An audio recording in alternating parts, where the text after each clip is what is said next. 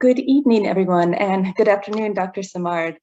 Thank you all so much for joining Alexandria Library in this discussion with Suzanne Simard about her book, Finding the Mother Tree. My name is Megan Zimmerman, and joining me this evening is my colleague, Christian Reynolds. Cara Wright is here to help with technical issues, and Janelle Schuler will be taking your questions for our guest.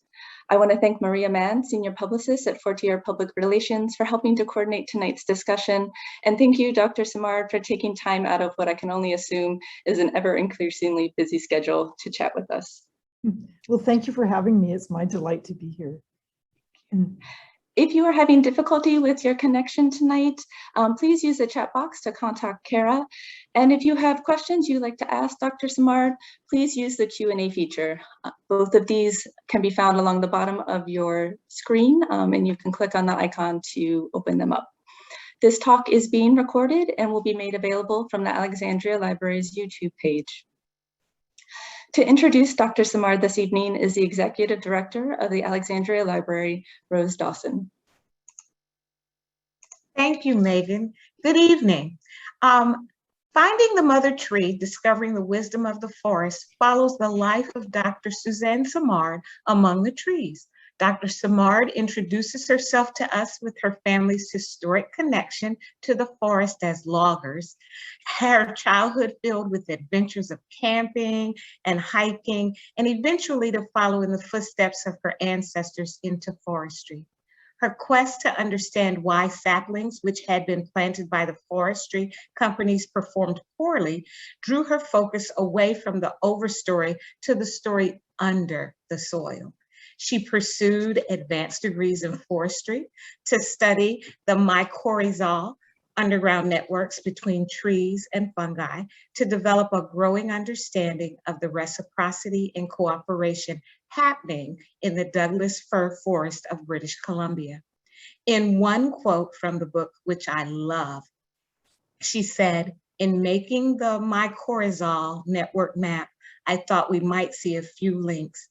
Instead, we found tapestry." That's so visual. Throughout it all, Dr. Simard shares her personal life and reflects on how both her work and her personal network of family and friends influence her understanding of the power and importance of relationships. Dr. Simard is now a professor of forest ecology in the University of British Columbia's Faculty of Forestry.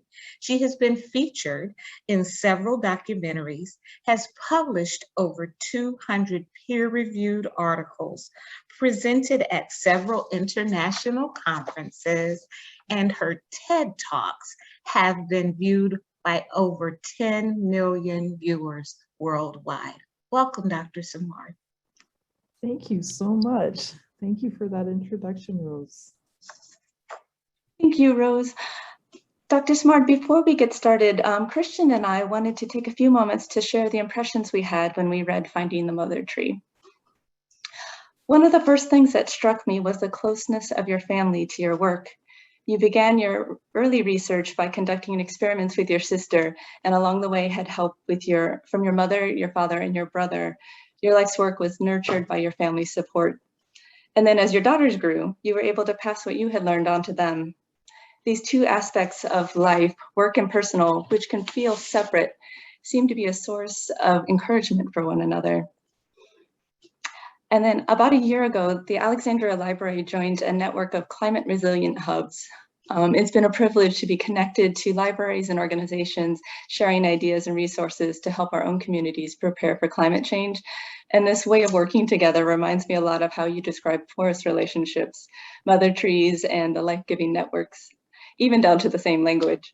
The systems we think are so uniquely ours, your research has shown can already be found, as coined by the journal Nature, in the Wood Wide Web. And finally, I am very grateful for your pursuit of understanding and advocacy of trees. You don't stop at knowing that trees communicate, but you look to extrapolate what we can learn and embrace from it.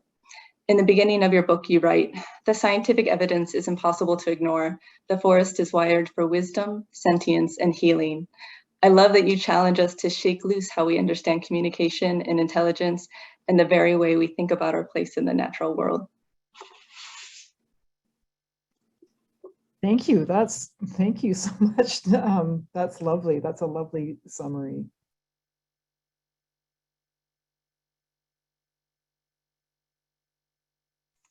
Oh, Christian, go ahead. You're muted.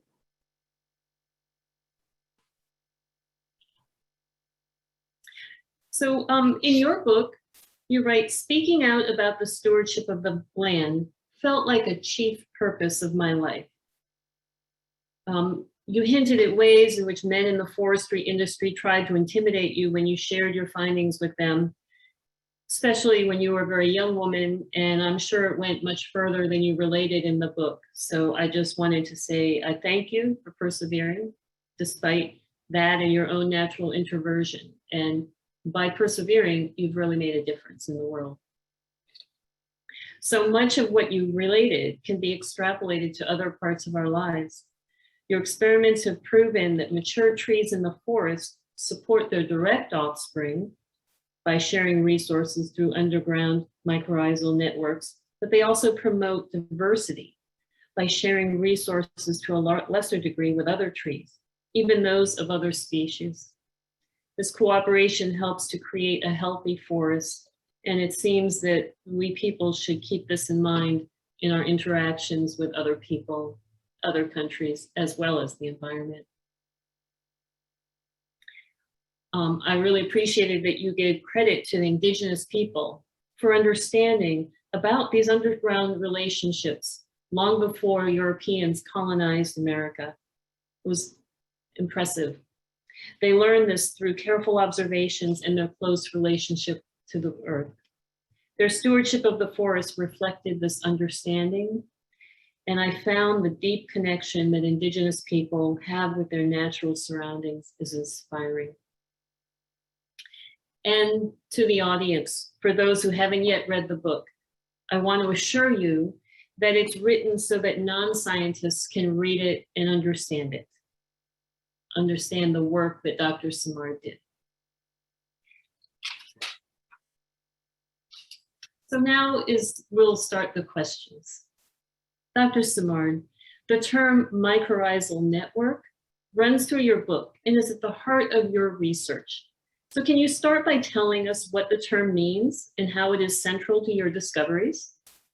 Yeah, but first, Christian, thank you for your introduction. That was really lovely. I love the points that you highlighted there, and I'm sure we'll touch back on those as we go along. But yeah, I mean, the mycorrhiza literally means a symbiosis. It's a symbiosis between myco, which is the fungus in the soil, and rhiza, which is the root of plants. And so almost all of our plants around the world and all of the trees form these mycorrhizal symbioses. They're obligate mutualisms, meaning that the trees provide something in return from the fungus. What the tree provides is energy. It's through photosynthesis, trees convert sunlight into chemical energy or photosynthate, and that photosynthate, or those sugars, are transmitted to all parts of the trees. They support the metabolism and growth of trees, but some of it, depending on the kind of ecosystem you're in, about 20 to 80%, even in some ecosystems, is actually allocated to this whole below ground world, including these mycorrhizal fungi. And the fungi take that carbon, that sugar, they convert it to a fungal sugar right at the interface of the membrane of the fungus and the plant root. And they use that fungal sugar then to grow the mycelium, or these fungal threads, through the soil. And as they do that, they make excretions that kind of drive the soil food web and nutrient cycling, but they also along the way pick up nutrients that are then made available by that food web and deliver those nutrients in a soup with water to the tree or the plant. And the plant then uses those nutrients to build proteins and enzymes and all kinds of compounds that then are needed for the tree itself. The DNA, for example, has got phosphorus in it. Proteins have got nitrogen. All of that nitrogen and phosphorus comes from the soil through these mycorrhizal fungi. And like I said, all trees, all plants all over the world are in this obligate mutualism, except for 5 families of plants. And those 5 families of plants are, they're often are herbaceous plants, or they're common in our agricultural world, like the cruciferous plants don't form mycorrhizas, for example, but all the rest do. Interesting, interesting. So another big feature of your book is titled "Finding the Mother Tree." So what is the mother tree, and how does it fit into the mycorrhizal network that you just described? Yeah, so yeah, the mother tree is in forests is the biggest, oldest trees. And let me explain to you why we came up with that name and why those big old trees are important. So these mycorrhizal fungi, of which there are thousands and thousands of fungal species worldwide. In fact, the latest count of all the fungal groups, including the mycorrhizas, is that there are 55,000 species of fungi discovered in the world. Many of the mycorrhizal fungal species, of which, let's say Douglas fir, for example, it associates with thousands of these mycorrhizal fungi. Some of those fungi are very specific to Douglas fir. They only form associations with Douglas fir. We call them specific. They have high host specificity. Some of the other fungi are generalists. That means that they can associate with many other tree species, many other plant species, as long as they form these what are called ectomycorrhizas. And because they have this generalist lifestyle, meaning they can associate with many different plants and many species, is that the forest becomes a connected place. Below ground, these fungal threads actually link the trees together, and they sort of serve as like an internet for transmitting resources and information through. So just imagine that below ground, it actually does look like an internet. And those internets, so imagine the internet and you've got hubs in the internet, or think of it like the telephone system, if you don't want to think about the internet, where there are certain hubs that are centers of the network, the nucleus of the network. That's where you have lots of information going out from single points. Or you could think of it like the transportation system, where, say, Chicago and LA and New York are big airport hubs. And then you've got all these small regional airports around them. That's what the internet basically looks like: big hubs and small nodes that are all linked together by these communication lines. And in the soil, it's these fungal networks. And so when we went into our forest, and we started out, I started out with multi-species forests and found that birch and fir are connected together by this internet. And then I went back to just Douglas fir forests. And I worked with a graduate student, Kevin Byler, and created a map of what this network looked like. And it's from that I was able to describe to you that it is a complex network with hubs and nodes and these big nuclei. So it turns out in the forest that the big nuclei, the big hubs, are the biggest, oldest trees. And so we started to try to understand, what does those trees do in that network? Is there a special role for them? And it turns out that there is, that when seedlings or seeds fall from these old trees and they germinate on the ground, they link into the big network of the old trees. So within a month or two of their life, they become colonized by this vast network supported by the photosynthate from these old trees. And these trees start transmitting information through these networks to the little seedlings. They transmit information like, hey, I'm related to you. Hey, I've got more carbon than you. Do you need some? Hey, I've got some water I can share with you, because Douglas firs do this thing called hydraulic lift, and they can share water through their networks. And we found out that this made a big difference in their survival of those seedlings, that actually their survivorship went up by 30% in some cases. Some cases it was 4 times greater than when seedlings were not connected to these old trees. And so then the forest started to look like a nurturing place that was nurtured by this big network and these old trees. And so that's why we started calling them mother trees.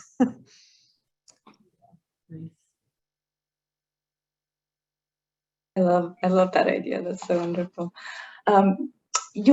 Throughout Finding the Mother Tree are these wonderfully contemplative passages. In the chapter, Ghosts in the Forest, you write, "We think that the most important clues are large, but the world loves to remind us that they can be beautifully small." Can you talk about some of these first beautifully small clues that you found? Yeah. Well, I mean, thinking small, right?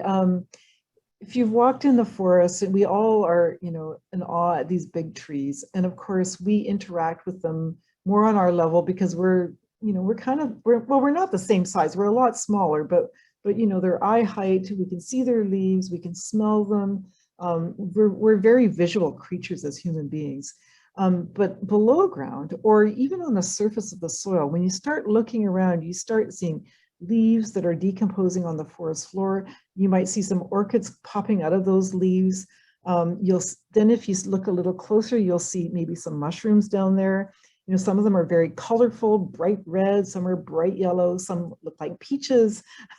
and then suddenly, you start observing these things and you start seeing like slugs might be crawling over that mushroom, or a squirrel will have eaten part of the mushroom off for its food. Maybe it's after the spores. There might be ants crawling over it, spiders, worms, centipedes.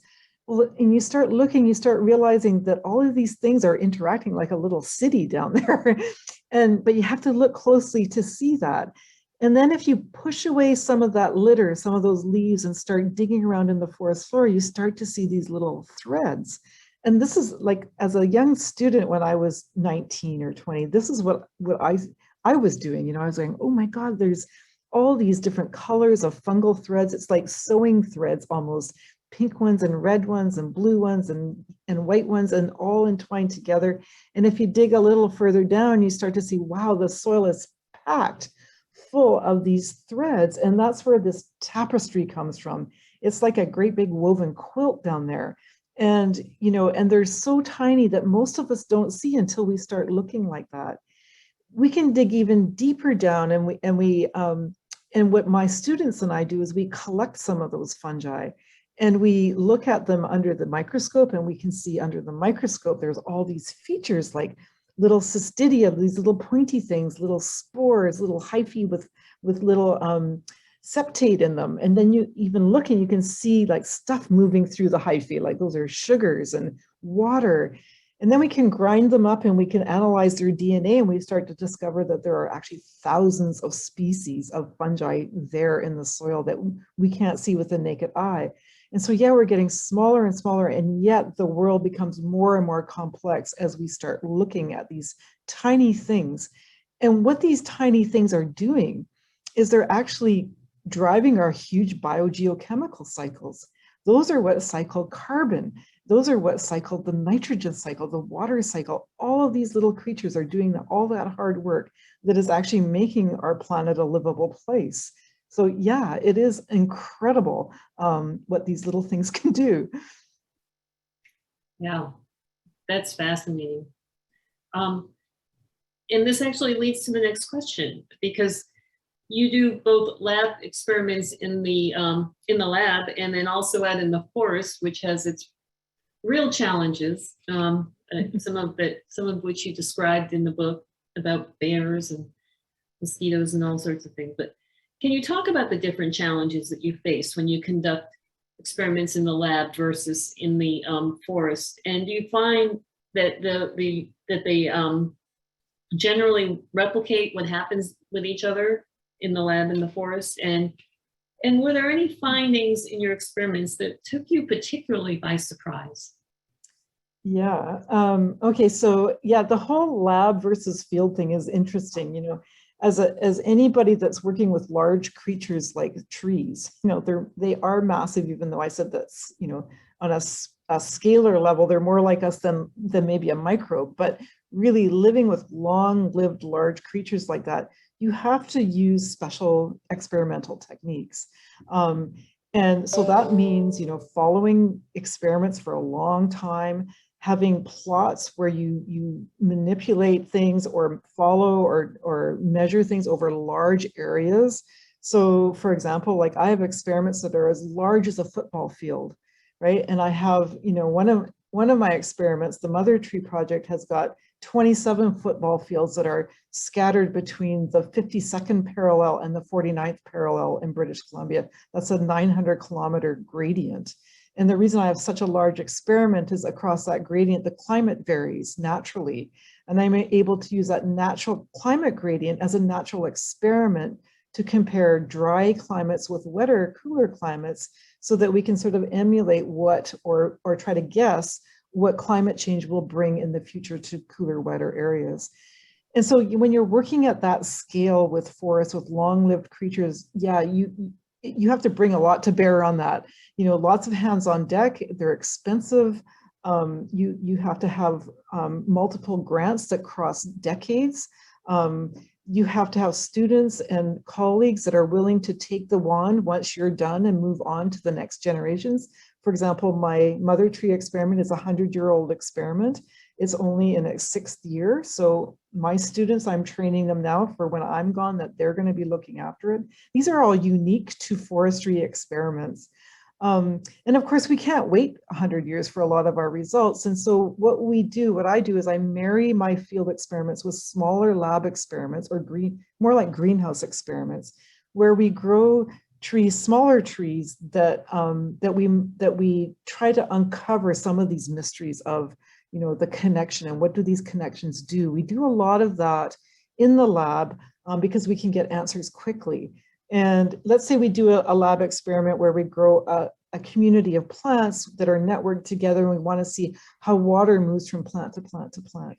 We can do that in the lab, but then we want to do as much of that again in the field, in outdoor plant communities that are subject to all these variations and climatic variations, and try to see if that's actually happening in the field too. So for us, it's really important to basically validate our lab and our greenhouse experiments with these longer term, more variable field experiments.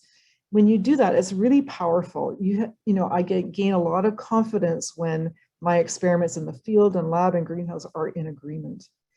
And just one other thing, like the last bit I'll say is that we also use molecular techniques. So that means using the highest and the most, you know, up-to-date genomics techniques to understand not just the ecology, but the evolution of these creatures. So we're using, you know, as many tools at as many scales as we can to understand how these forests are linked and working together. And I can't remember the second part of your question, but any particular findings that just totally took you by surprise? Yeah, and you know, so many. I mean, I've been doing research like this for my whole career, so 4 decades of research, and there's always surprises and cool things. But I think that, you know, some of the best things was just, you know, just finding out that trees are connected below ground. Like that was mind-blowing to me, because I had been trained, you know, even though I grew up in the forest and I knew it as a connected place, I'd been sort of trained in the Western scientific world to not think that way, to think of the forest as a disconnected place. And so when I saw that, I was just like, oh, this explains so much that we don't understand. And then, you know, that these trees can actually transmit not just resources like carbon and nutrients, but information, right? Like information about how related you are or how healthy you are. You know, this is stuff that of making sense of your world, you know, that you can perceive how far away a plant is, what species it is. Like we always think of these perceptions as our own human abilities, but plants have these things too. And you know, the relatedness thing is really cool too. You know, we discovered that trees can recognize their own kin. And until then, you know, we'd really only thought that kin recognition or kin selection was part of a human thing or an animal characteristic, but it's in plants too. Another one, that salmon nutrients end up in trees, right? That this cycle involves not just plants, but all the creatures in the forest. And who knows how many other, you know, DNA and nitrogen of other creatures is in the trees themselves. We just haven't looked. But my guess is that there's a lot. It's not just the salmon. And if you listen to Aboriginal, you know, stories, you know, people were buried in trees. People were buried under trees. And so really, you know, people are in the trees in these settings as well. So yeah, I mean, it's just like one thing, it's just amazing. When you look, you find this incredible stuff. Yeah. You have such a holistic approach to this. I'm grateful. It's absolutely fascinating. I kind of want to switch gears just a little bit, because finding the mother tree isn't just only about your work with trees, but you tell your personal story as well. Why did you decide to weave these parts together? Yeah, you know, when you introduced me, you said I have published a lot of scientific journal articles, and you know, over the years, I found that my work, even though it's interesting and people, you know, really relate to this because I think that it comes naturally. We are all connected creatures, and it's like, you know, as a person, you learn about this research and you go, I get this. This feels right. But when it comes to applying it in things like forestry practices or agriculture even, but in my case, forestry practices, I found that my work was being ignored. You know, it's that there's so much infrastructure in place to treat forests as disconnected places that there's a huge resistance to change. And so I've watched my forests in Western Canada be clear cut. You know, we're losing our last bits of old growth even today. And I thought, you know, I need to take this story to the people so that people can understand this, and then they can ask their governments to take better care of our land, to get better care of our forests, and you know, and by translation, our oceans, all of our environment, because we're dependent on them, you know, for our clean air and clean water and biodiversity. We need these forests to be intact. And yet here we are, we're cutting them down as though they're dispensable, and they're not dispensable. So I wanted people to see the stories themselves, because it wasn't making it out of the scientific literature. It wasn't making it onto the policymakers' desks. It was basically not being used, and yet we need to know these things. So I thought, if I write a story that's got the science, and that people can follow the story and be interested in the story, that the science will just absorb into them as though effortlessly, and it'll be easy to understand. So that was my goal, to tell the story from my heart. I think you accomplished that. It definitely is a very moving book. Thank you. Yeah, yeah. Just the interest in our own community shows that you've really generated what you were looking for. And so this next question is also related. Your early work and first major published article was met with a lot of criticism and skepticism in the scientific committee, as well as in forestry. So how were you able to address their criticism and convince the other scientists of the validity of your findings? Yeah, you know, I don't think I did a very good job of that from the beginning. I was really young. I was in my mid-30s when the publications came out, and there was, I think it's because, you know, we're so invested in well, I mean, Darwin had the theory of natural selection that was based on competition, even though Darwin himself was a good ecologist, a good biologist who knew that there were cooperative and competitive interactions among plants. But this competitive aspect of it really took hold. I think it was partly because at the time, you know, capitalism was really becoming a philosophy in economics. Our social systems were changing, and this idea of competition just grabbed the times. And so that really started to drive, you know, how we managed ecosystems, how we managed forests, and also just drove biology research. And it was taught in high schools. I mean, we've probably all learned about Darwinism and competition and survival of the fittest. And it got translated into ecology. And so when I came along and said, hey, wait a minute, cooperation is just as important. In fact, you know, that it goes on at the same time as competition, and that they go hand in hand together. It was like, oh no, we're not going to change this philosophy. Like, it's not that I was saying Darwin was wrong, it just was incomplete. And the translation of it was incomplete. But there, you know, anytime you try to change a major philosophy or to tweak it, there's resistance. There's resistance to change. And at first, when the criticism started coming out, as I write in the book, I just tried to I don't want to deal with it. But then it just never stopped. And so then I realized I have to deal with this. And so then I started writing articles to counter those criticisms. But what eventually worked is that I just, you know, I stopped doing the work for a little while, and then I picked it up again, and I kept working with my students and asking more questions and digging deeper. And at the same time, there were other labs around the world trying to pick it up as well.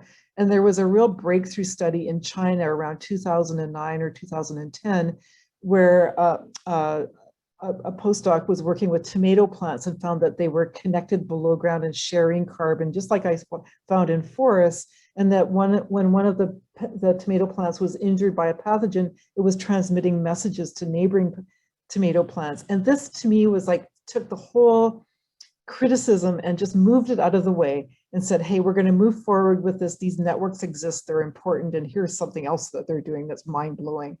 And I think it was that validation by those other labs, that other lab, that movement of the work forward, and the persistence and keep asking the questions that finally got it to become a more mainstream knowledge. But, you know, I would say as a young scientist, you know, I didn't really know how to handle it, and I made a lot of mistakes and should have been, you know, at the forefront right away saying, you know, this is important, but really it took time. It took 2 decades for it to become more popular and more known.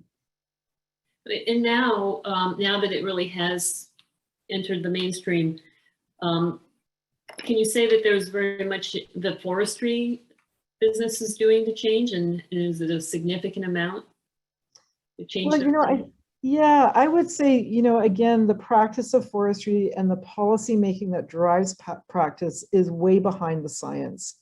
And it's not that, you know, that the knowledge isn't there or it's not understandable. It's just that, you know, in a big industry like forestry, that there's a huge amount of capital, there's a huge amount of investment, there's jobs, there's infrastructure, and it's hard to change a train that's barreling down the tracks that is gathering up, you know, money and making huge amounts of you know, gross domestic product and driving economies, and to say suddenly, actually, you know, clear cutting isn't the way we should do things.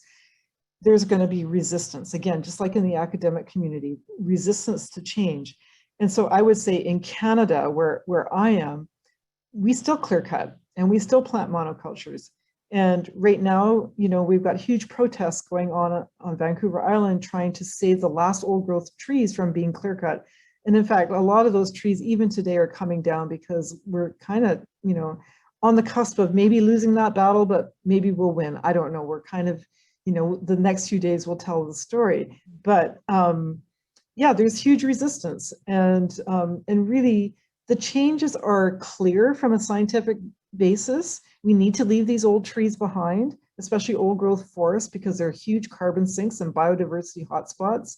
We can change practices when we do cut by leaving the old mother trees behind and just taking out some trees, what we call selective logging.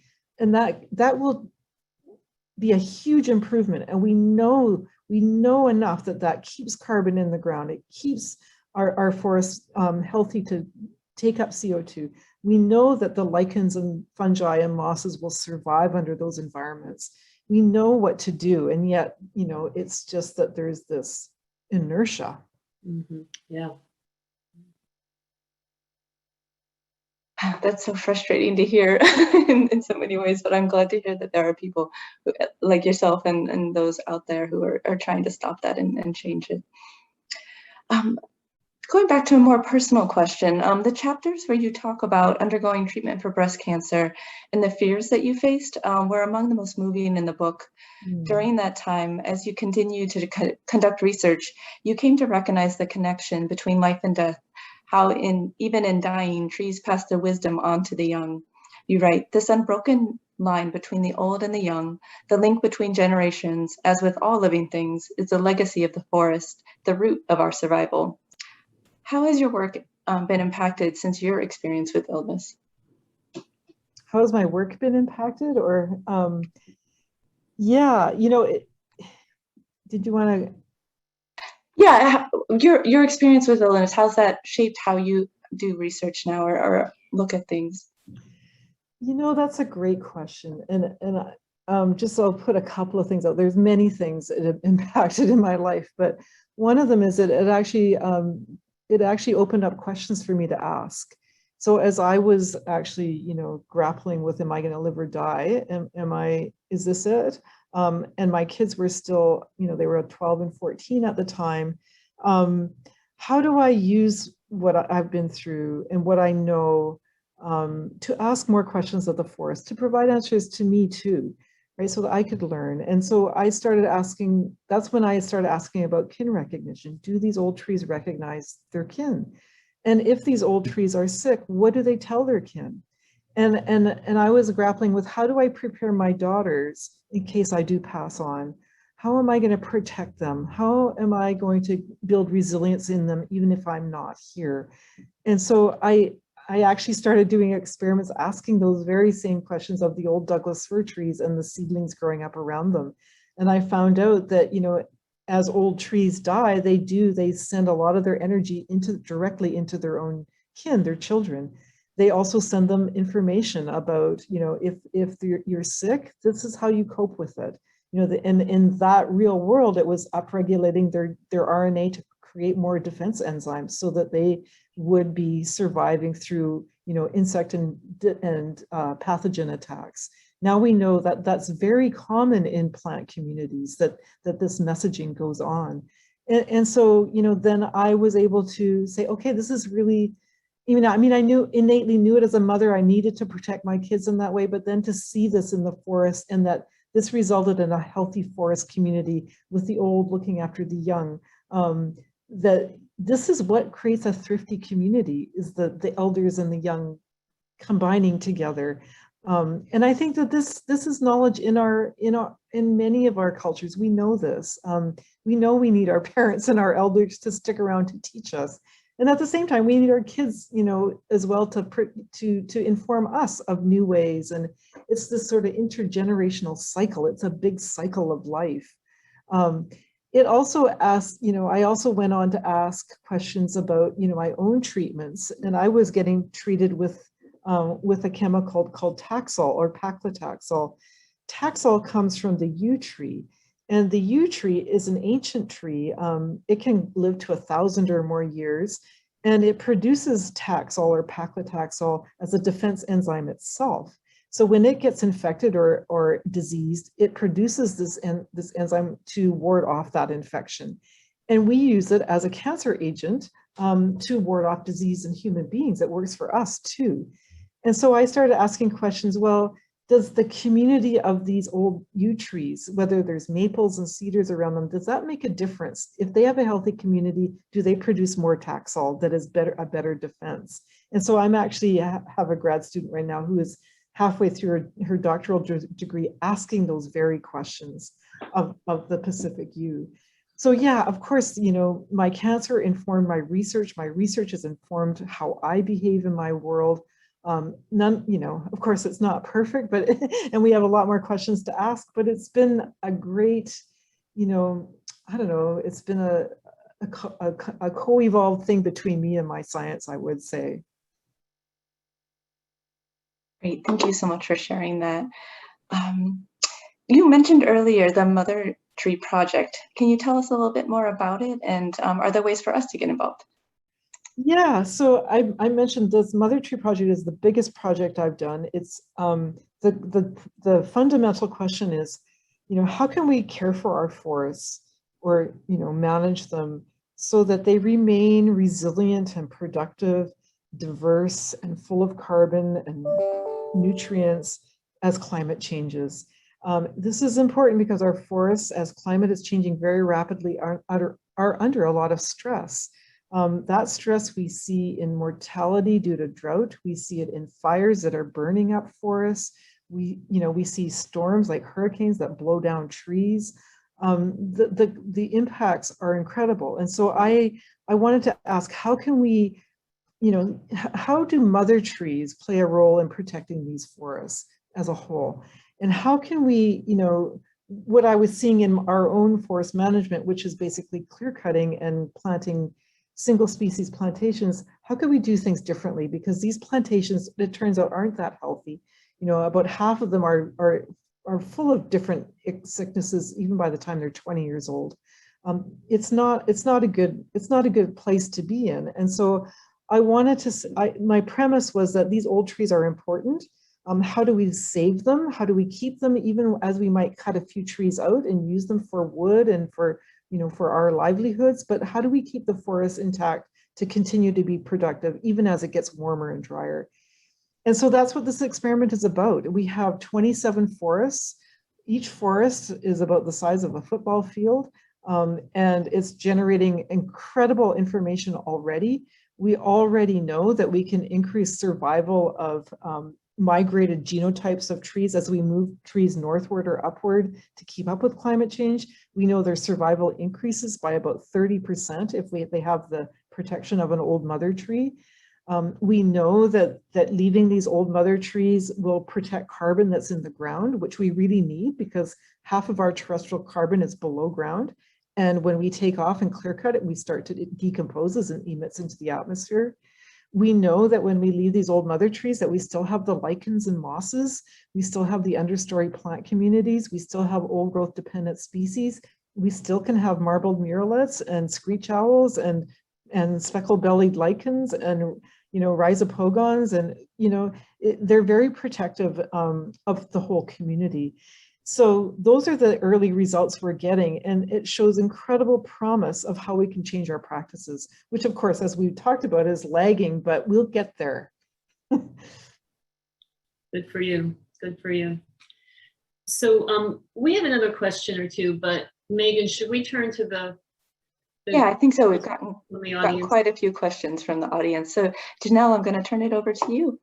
Thank you. I want to thank everyone for the amazing questions that they posted. There have been 35 plus questions.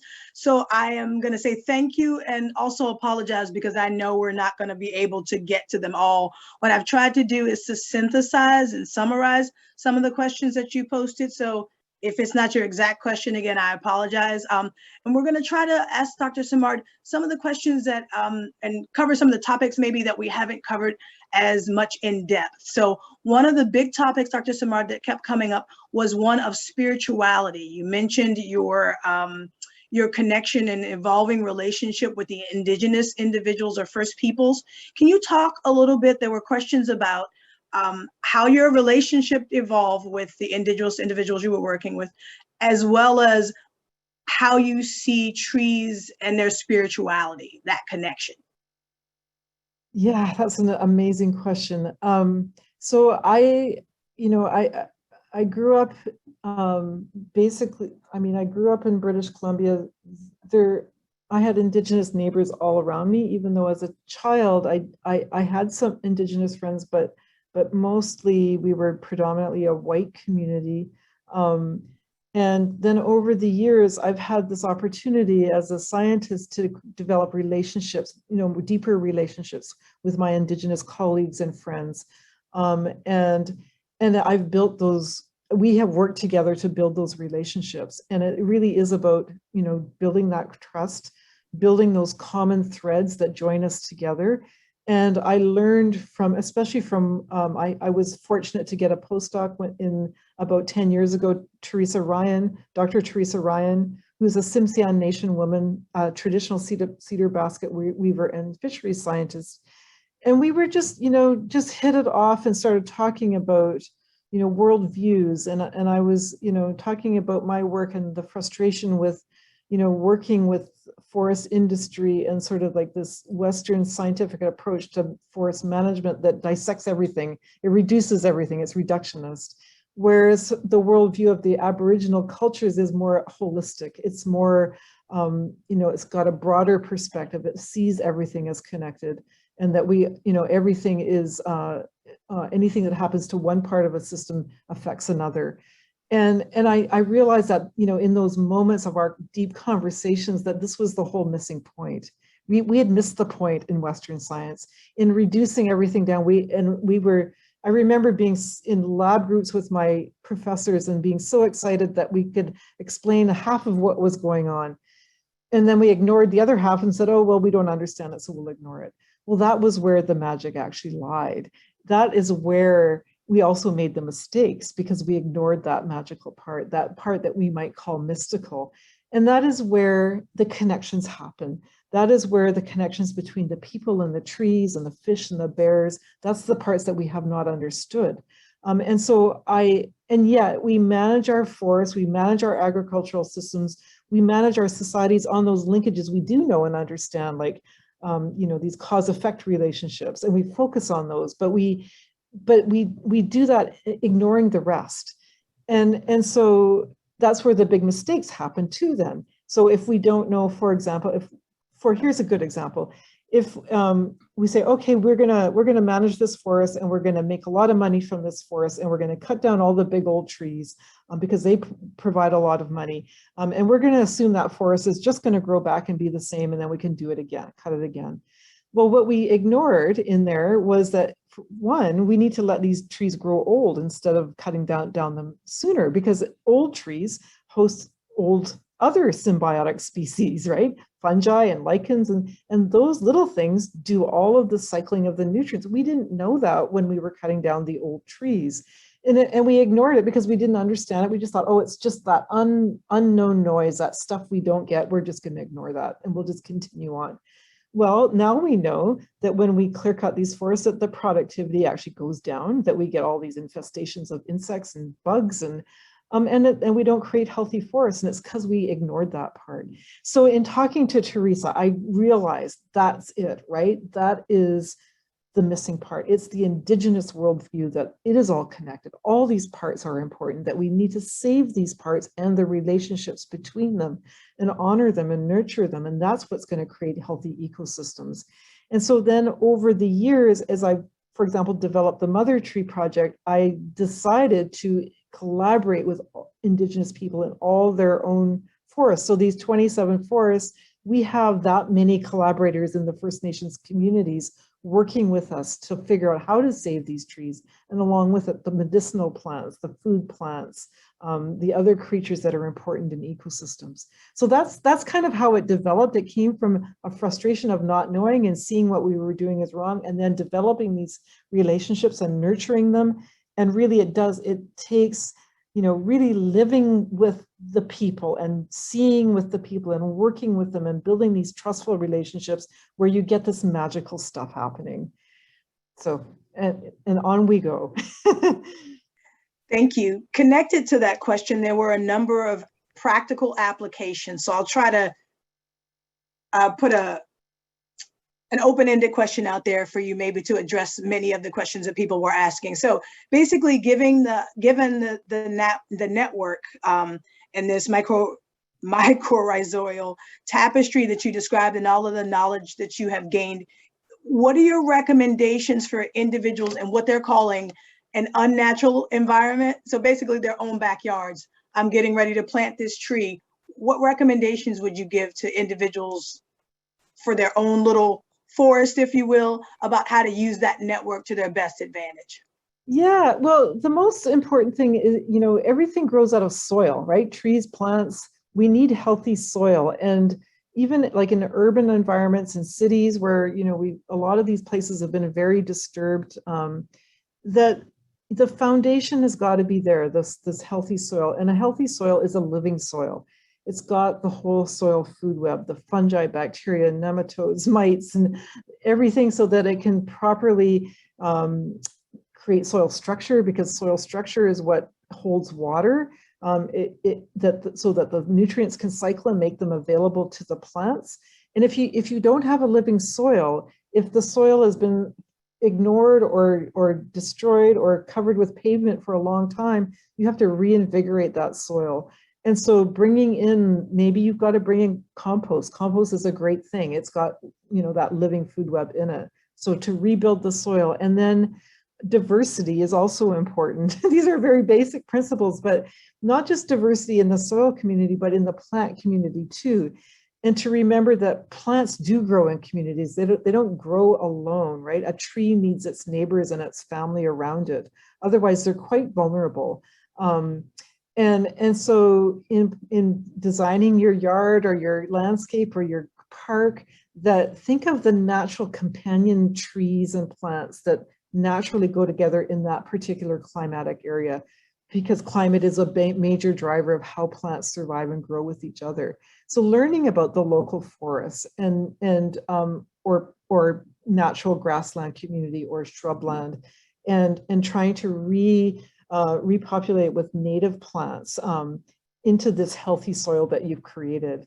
And making sure that, you know, like remembering that the forest is more than trees and fungi and soils too. It's also squirrels and deer and bears and birds, and to make sure that your forest has got the nice structural diversity to provide niches for all these other creatures that also work together to create the forest. Thank you very much. There were some very technical questions about the ways in which the trees communicate, I guess more specifically the language. Can you go into greater detail about how the language or communication works? Yeah, and you know, like all scientists, I have my specialties and I don't know everything. So I have to focus on the things that I'm good at and my lab is good at. But here's what I do know based on my research and also looking around at other people's is, so these communication goes on below ground through the mycorrhizal network. It also happens above ground through the air. Trees will communicate with each other through the air by sending volatile organic compounds that, you know, that you can actually smell when you're in the forest. Those floral scents are actually communication molecules, and they're carbon-based molecules. Most of the molecules moving through the mycorrhizal networks are also carbon-based molecules. So amino acids, proteins, carbohydrates, those all have carbon as their backbone.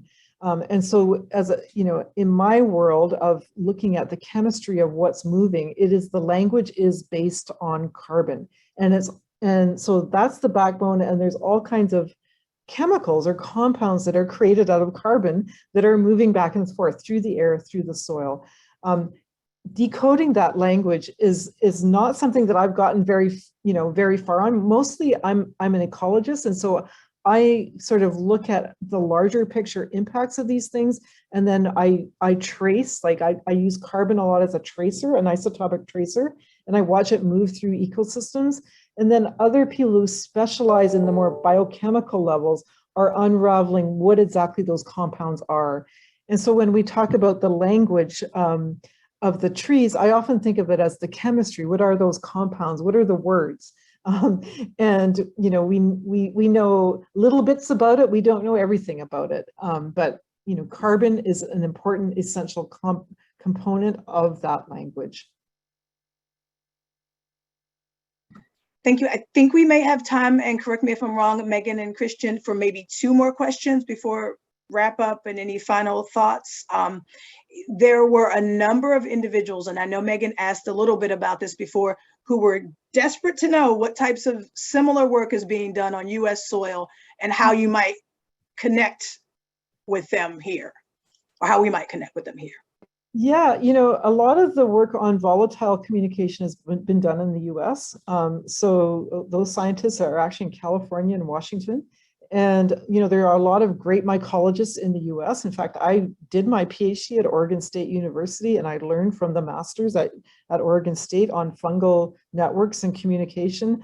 And so, yeah, there's an incredible brain capacity and knowledge in the US to do this work. And there is work going on in different labs around the country. Tom Horton, for example, at SUNY University, Tom Bruns at Berkeley University, Kathy Zabinski at Montana, Gail Wilson at Michigan. You know, they're everywhere. There are people working on this all over the place.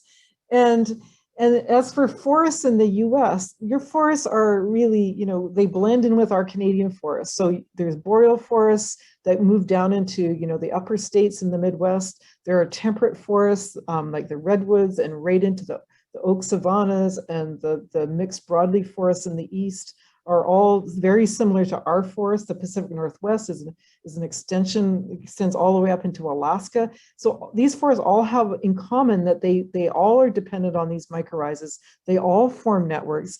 And these principles I'm talking about, even though I studied them in Canadian forests, apply to all the forests in the US as well. Nuances, of course, and there are site-specific things that are different, but in general, the idea of healthy soils, networks that connect trees, mother trees that nurture the forest, all of that applies to American forests as well. Thank you so much. I'm going to leave the last few minutes for Megan and Christian and you all to chat. And continue the conversation. Okay, thank you, Janelle, and thank you, Dr. Simard. I will ask one more question of you. What would you say are the most important lessons for us to take from tree-to-tree communication, especially as we're facing climate change and extinction? I think, okay, so I think the basic principles are to understand that we are all part of these same ecosystems, that we are no better, no worse than any other creature in the forest, and that when we understand that and actually live it, that we'll be able to shift the course of global change, because it is that connection that really is what makes a healthy forest, healthy communities. Even in our own societies, we know that works as a separate society. So that means, treating our environment with respect. So that is one thing that I see in networks, and reciprocity. If you do this to me, I do that to you. Or, if I treat you well, you treat me well. These things I've learned, this reciprocity happens in forests as well. So we can learn from that. And, these principles have been around for a long, long, long time, right? And we just need to relearn them sometimes. And I think, it's absolutely essential for us moving forward to solve these global crises, to re-engage in that way. Thank you. I'll grab your book real fast. Thank you again, Dr. Simard, for this fascinating conversation. Let's see if I can get this on screen. Suzanne Simard's Finding the Mother Tree, Discovering the Wisdom of the Forest was published in May of this year by Alfred A. Knopf, a division of Penguin Random House, and is available through loan from the Alexandria Library and can be purchased locally from Old Town Books, Hooray for Books, Barnes & Noble, and online wherever books are sold. Dr. Simard, I know that our participants will be able to catch you again at the Library of Congress National Book Festival, which is starting later this week. But if our participants want to find out more about you and your work, where should they look? I have a website called mothertreeproject.org, and that's a good place to start. Or I also have a website for the book, Dr. Suzanne Simard. You can send messages through those links. So I would invite you to go there. And of course, I also am a professor, so my email is publicly available, and you can just type in my name on Google and find out my email address, and you can shoot me a message if you want, or a question. Wonderful. Again, thank you so much. This has been absolutely wonderful. It's been such a delight to get to listen to you and talk with you. And we're so grateful for all the work that you have done. Thank you so much. And everyone who's joined us, I want to thank you as well for your interest and your participation in all the wonderful questions that you submitted. Thank you all, and have a wonderful evening.